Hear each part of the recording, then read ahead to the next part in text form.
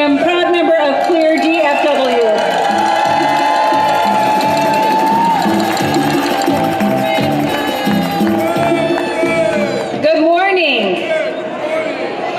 I've been asked to actually begin our time with a time of prayer, an invocation. So I invite you all into a space of meditation or prayer, and I invite you to pray to the deity that is right for you.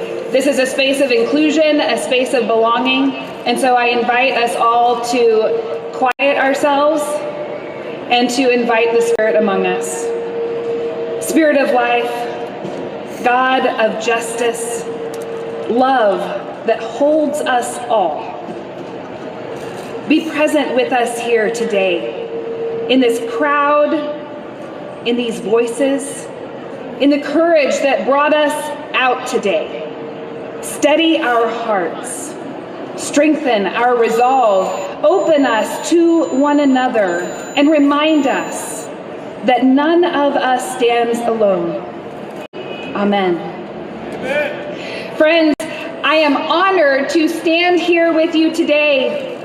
You know, people often prefer that clergy stay in the church, to keep faith more private and quiet and, well, contained. But the truth is that faith has never stayed inside buildings. Faith marches. Faith speaks. And that is why I am here. Because we all are living in a moment where power is being hoarded, fear is being weaponized, and the most vulnerable are being targeted. And we are here to say, no more. No kings. No systems that place some above others. Because we know something deeper. We belong to one another. And that truth is dangerous to systems built on control. Because when we see each other clearly, we refuse to abandon one another. We refuse to let our transgender siblings be targeted. We refuse to let immigrants be dehumanized. We refuse to let Black and brown voices be silenced.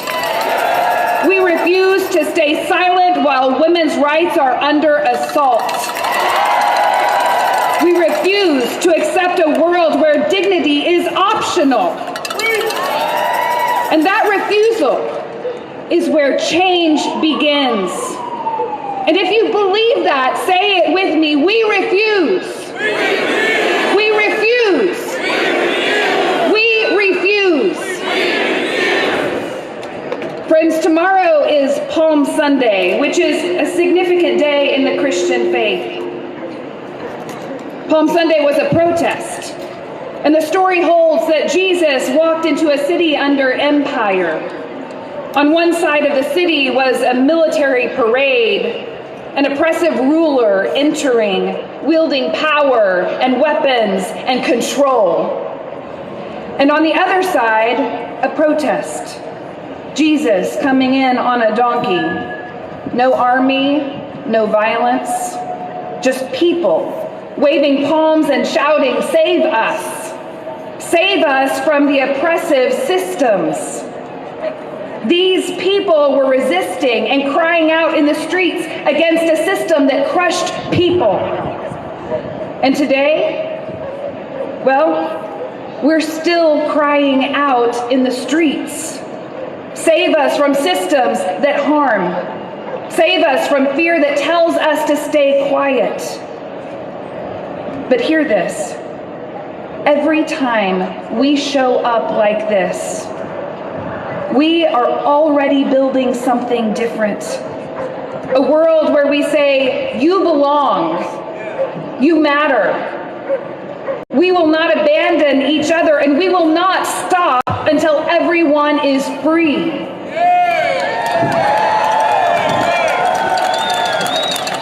And friends, I want to acknowledge that this work is not easy.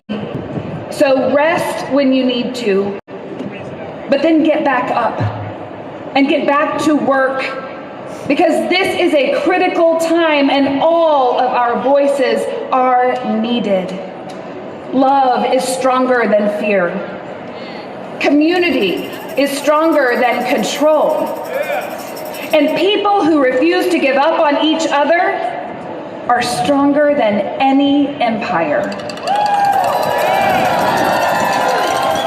So keep marching, keep speaking, keep showing up, and vote.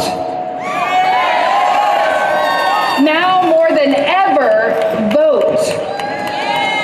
And when they tell you that targeting transgender people is about safety, when they tell you that separating families is about law and order, when they tell you that cutting support for the poor is about responsibility,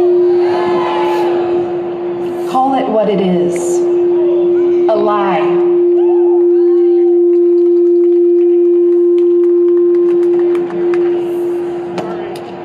That's all right. It's important that this work because we want everybody to hear. When they tell you that cutting support for poor is about responsibility, what do we call it? A lie. Because injustice always tries to rename itself. But we are not here to repeat the lie. We are here to tell the truth. We are here today because we are interested in being together. We are not interested in kings or empires or building a world of domination. We are here to build a world of belonging where no one is left out, left behind, or left to fight alone. And that truth, that will outlast every lie.